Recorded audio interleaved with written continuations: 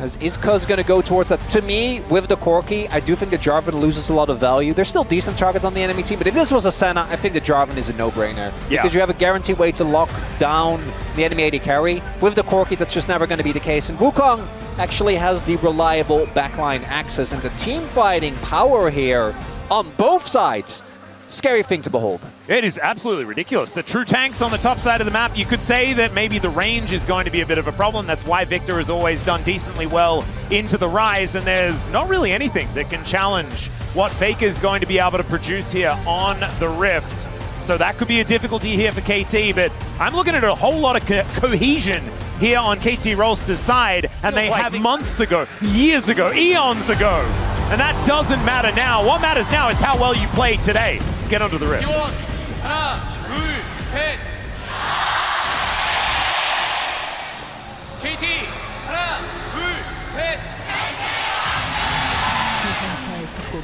Well, KT fans trying to match and actually doing a more decent job than I was expecting.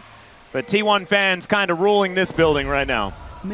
Yeah, they do that pretty consistently, Atlas. Yeah.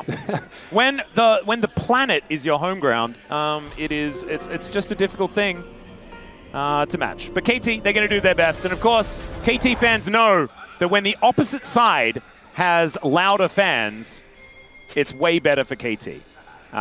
Because that drowns out the sadness in the back of every KT fan's mind. As Doran on the Lumberjack Scion this time around. Big fan. Maybe looking for a cheese plate.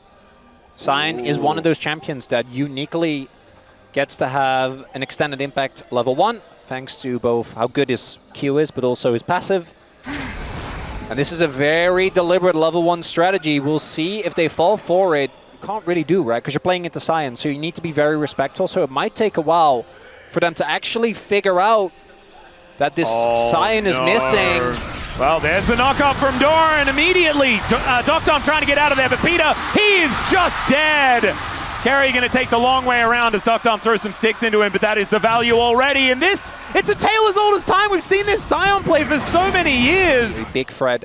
Neither is the Wukong. If it's the Jarvan, then you definitely need to play more respectful, but not the case here. We do see, though, BDD looking for a possible roam. Does get spotted, but they are quite low. Guma has his sums, but I think they can look to dive here. I mean, he's just walking in. The Rune Prison is going to be so powerful. His flashes come out everywhere, and there is another kill onto Doctom to start this one off. A 1-for-1, but T1 will 100% take that. Both summoners do come out of the Corki, but still, that is a great trade as T1 stands strong in the bottom lane. They did get Guma sums, though, so that is a big win for KT. Opportunity to later on, either with throwing Peter in or Cuz once he gets a Cyclone, as Cuz also caught the mid wave, and now... So we'll see who's going to be able to get there in time as Carrier making his way out, and that Control Ward not going to see the Elise, who does poke her head out now. There is the CC eaten, but Perfect taking so much damage here underneath the turret. And Carrier off to the side. Here's the on-horn, though, as Perfect looking for the angle. He'll get it, but the Ignite's still ticking down. Owner is making his way in, though, and I don't know what Perfect's going to be able to quite do here. He's healing up slowly. BDD so far away. Yeah, I don't know what they're going to be able to do. And if that was any other support, maybe he'd be okay. But it's an Elise, and so she just executes it. And on the other end, it's a Scion, so diving in. No, I don't know in any series anytime soon. But a champion being the way this is perfect. Looking for when we've seen him do this. I do see some pinks going down, so I think T1 had a suspicion. Yeah. And instead, and this is where I do think the strength of KT's comp really shines is in 5v5s. Skirmishes, I think T1 kind of have them beat. There's so much burst available. But in longer fights, as even with the proxy, Doran's going to TP in. Yeah, KT do manage to get 2 of these grubs, though, as Cocoon going to connect. And it is onto Peter, actually. I think that was the real Peter. They do secure the one singular grub. I don't know if that's worth TPing for. Oh dear, Doran is in an awkward spot. That's a TP for a single grub. There's the ult, though, for Doran. So if Perfect does TP, there is an option. But also, neither of them can TP when the other is there. Yeah, there is a bit of CC that can stop them from being able to do that. As Perfect going down lower and lower, he might need to look for a back. As okay, Roar the Slayer comes on through, but I think the on is going to be okay. KT looking for Dragon number 2 here, as it's going down lower and lower. Remember, it's Smite and Rend, So that is going to be a guarantee. Enough sticks in there to lock that one down. That's hack stack. Oh my god, okay. We are starting off pretty strong here. I was a little bit worried because it was, what, Cloud and the Ocean. It could have been a Chemtech as, all right, Doran, tanking out the turret because he can. But Faker is coming on over, and Perfect could be in trouble yet again. Doesn't manage to get the Bellows breath off quite in time, as Doran slowed down for quite some time there and does have to flash, as there's the knock up onto Ona, and he'll go down! The follow-up is now here as BDD looking to hold Faker in position. He does so, as Cuz is going down lower and lower. BDD still trying to kite as best he can, and there is Doran zoning him out with that Q. And the Rise is not going to catch up. A 1-for-1 there towards the top side. Has more fighting here in the bottom lane. Could just be a plate going over to Dr. and Peter, and that is going to be the result. That she skills a lot better than she used to, as we are going to get, I think, our first honest-to-God 5v5. T1, need to be careful. Don't group up too much. There is so many circles here, Atlas. Yeah, and there is Faker moving down from this top lane. There's the does TP. deal with the minion wave, and there's the teleport in. Like you say, Perfect does have that ram available. And that's going to need to get the value. Let's see whether Cuz can win this 50-50 as he gets in. The train going to completely miss here as another one comes through and gets a double knock-up. Owner in the sky forever. Cuz gets the Peter down, and oh my god, Peter with the pop blossom. BDD off to the side, though, unable to find the value in T1. Still standing up, but they've lost one extra in the fight. And I don't think they want this 3 versus 4. And KT, gonna be happy with that. They are the ones that pick themselves up a favorable trade. Additionally, they get the Herald. And there is the zone control, the 5v5 power we're talking about, because both Peter, just by existing and walking in and out of range, has so much Fred. It's Faker and BDD. It's a little bit dangerous. The gravity field not doing anything at all here as BDD walking towards that brush. There's a lot of spell flux being built up here, but Faker is able to walk it up the flash forward, and he's able to get the flash out of the Victor. That could be relevant later on in the story. So, KT bringing back the lead to a very, very small amount of gold, and we just see Herald go down. Was used in mid lane, and that does mean that now the mid lane is open. And we're going straight into a possible soul point fight, Atlas. Yeah, this is insane as well, because that 2-item spike for the Rise has just come in. The Archangels was built off that last reset. And T1, they do have control of the area. You have to imagine that KT are feeling pretty good about fighting for this one. Oh, they're going to. Yep, control going to be taken down as Cuz face checks. Does have Warrior Trickster, but doesn't have half of his health bar now. This is dangerous. BDD moving in. Perfect on a flank angle, but not quite here in time. As they do manage to get the slowdown. The ram. Oh! Perfect with the sick play. As the Dragon is now forgotten. Perfect trying to get out of there. The Pop Blossom somewhat interrupted his owner. Going down so low, but gets the drive-by smite to deny the soul point. Still, these health bars are so extraordinarily low. And Cuz is just spinning around in the Dragon Pit for some reason. He flashes to get himself out of the way. And KT, they find one pick, they lose no one, but the Dragon goes to respond. If you're trying to fight your way from these choke points. There's the run more forward as BDD. He puts the spider up into the sky. Gumayushi has to Valkyrie to get himself out of the way as Peter may have overstepped as the Fate's Call needs to be invested. And the train comes on through the block from Peter.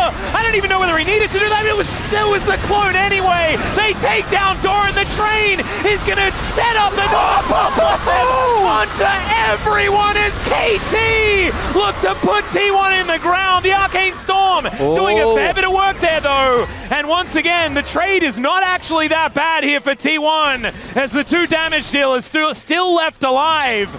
Not with any frontline though. They do have to be a bit careful as Doctor throwing sticks around, and that is going to be perfect, going for a bit of a reset once you get that health bar up high enough. Like they've overstepped, right? There's a collapse attempt as we do see the Otacon being threatened, but that block, that shape splitter from Peter, right there. But Guma is safe in most of this, right? Both Guma and Faker don't actually get threatened. Peter hits them, but there's no follow-up, and it looks like I spoke too soon. KT did, because of the man advantage they had, maintain tempo with the Hex Gates. Getting Cuz there was only a matter of seconds. And now Otacon going the way of KT. Yep, that's a big one. A bunch of extra experience as well. BDD is level 16, ladies and gentlemen. That's Rod of Ages and Otacon, and that means he has a 2-level advantage over Faker. He can be realm warping as often as he would like in this game, but it's only... That is big if they want to fight for this. BDD does have TP, so I would be shocked if they don't, and there it is, giving the upgrade. I'm pretty sure over the dock down, there's it, but they're too late on the Dragon. Yeah, Blade of the Ruined King does come in, but yeah, this Dragon should be taken because of Cycloning. Never mind, it's going to be a 50-50. Let's see who's going to be able to take it down. It's Owner that locks it up as Doran will sacrifice himself because so exceptionally low, and somehow the Scion is still alive. PDD right in amongst it. He is going to have to be the one-man army, though, as T1 are running them over, and PDD cannot do it alone. KT just kind of throw it away in the river. The Owner insect breaking up the entire fight, and KT tried to do too much. We had Cuz trying to look for... we're joking. Perfect, has it level 15, so should be giving over an upgrade soon. Oh, Peter. Yeah, looking for an angle. There's a Pop Blossom. Collects onto one as Faker goes gold, and the knockup is avoided there as well as Owner is going to be the target. They take him down, and now they're looking for a bit of a reset. Warrior Trickster there to try and get Cuz out of the way. Another fantastic Shape Splitter as PDD is interrupted. The Baron helps out as the Rocket takes down the Scion. Wait, it takes down the Rise, but the Scion is also going to be dead. So, a 1-for-2 in favor of KT, but losing PDD is such a big deal. Spider's hunting. Yeah, carrier, but there are little Krugs. Building towards his Void Staff, does have the Blighted Jewel, because he was sitting on his Arm Guard. I think now he might finish the Arm Guard instead, as is this just going to go? Yeah, this is just a Dragon being taken by KT. T1 not really in position. They're looking to try and trade for the Baron, but I don't think they're quite here in time. And you can see, yeah, Peter is just in position. Okay, this would be absurd, but it's just going to be because he has Smite. He's able to take that one out. If that was a Cho'Gath, that would have been way more tense. Yeah, that might have even been a conversation. Once Faker gets stopwatch, and it's flashed back up again. Again, the damage he's been doing in these fights, same with Guma. If they don't get targeted, is huge. That's okay, Doctor. He's thrown so many sticks in here, and yeah, Carrier's going to break his stopwatch, but that only buys a couple of seconds, and he was just caught napping. This is not the same Dokdam that we saw in the beginning of LCK, Atlas. He is seeing the angles now. It's challengers, baby! Yeah, something's happened, you know. It's like he's stopping the bullets in that hallway. That's just Nash. Yeah, that should just be. As they do see it, Owner is going to be over here, but you can see the Goon Squad to stop him from coming in. And my God, that Baron did not last very long.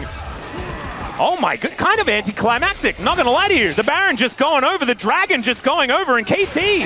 Level 16 for Perfect as well, so everyone is gonna be able to have that cool stuff. Even, we've got a like a pumped up Rocket Belt here for Peter already completed. It's only BDD that's missing his, because I think he would like to get a very cool hat. Which is going to be done pretty soon. But fortunately for T1, there is always the win condition of win conditions, because Owner smites this game have been crazy. Yeah. Just flip Elder. Yep, that one's always a possibility. That does mean that before that, you have to give away a Hextech Soul. Yeah, I don't love it as a strategy, but that's where we're getting towards. This Baron push, it's going to be strong. KT is very short range though, so their siege isn't necessarily the best. BDD should be able to get the turrets, but if T1 can deny them any shot at taking down Inhibs, then this 1.5 Baron, Rebel Baron power play that's left isn't going to lead that cleanly into the Drake. This turret does take a lot of damage from BDD. But it's just, if it's just like the mid turrets and the inner, I think you take that. Yeah. Well, Q not going to quite find Peter here as okay. They've managed to lock down the on. Perfect gets himself out of there though. Health bar now in tatters, but still. T1, they lose their turret. They do not lose any of their base structures, which is the most important thing, and the gold lead has not actually changed whatsoever, nor does it really matter at this point in time. We are getting so late into this game. Well, we don't care. Gold's a fix. Gold's a state of mind, Atlas. Yeah. Okay. But KT have so much control of this area. Remember, choke points. Wukong loves it. The Ornn loves it. And the Nico especially likes it. They don't like this, though, as a Cocoon does go down. Cuz getting on into the pit here, and it's just gone. That's going to be Hextech Soul. Ram comes in. Triple knockup. As now they're just going to be backing away. Faker in a decent position as Owner going forward. Tries to find it once again, but he gets knocked up. The Cyclone onto everyone. The Pop Blossom as well. His gorgeous follow-up. As the flash out from BDD is trying to keep himself alive. His Docdom is now untouched. Hopping around the fight. Gumayushi not going to get rendered down this time. However, KT have found the angle, and Guma doesn't have the option. The train leader will be taken down, but KT, they have 4 left, and they're looking to knock down the Nexus here in game number 1. That was almost 10k damage from both AD carries, Atlas! That was insane, and I thought when Gumayusi was left alive with just a sliver, maybe there'd be a chance, but unfortunately, the rest of T1 just got wiped out. And KT on red side. Oh, Doctor. 5v5 comp. He is feeling himself here today, and that should be a scary sign for T1 fans as KT stay undefeated.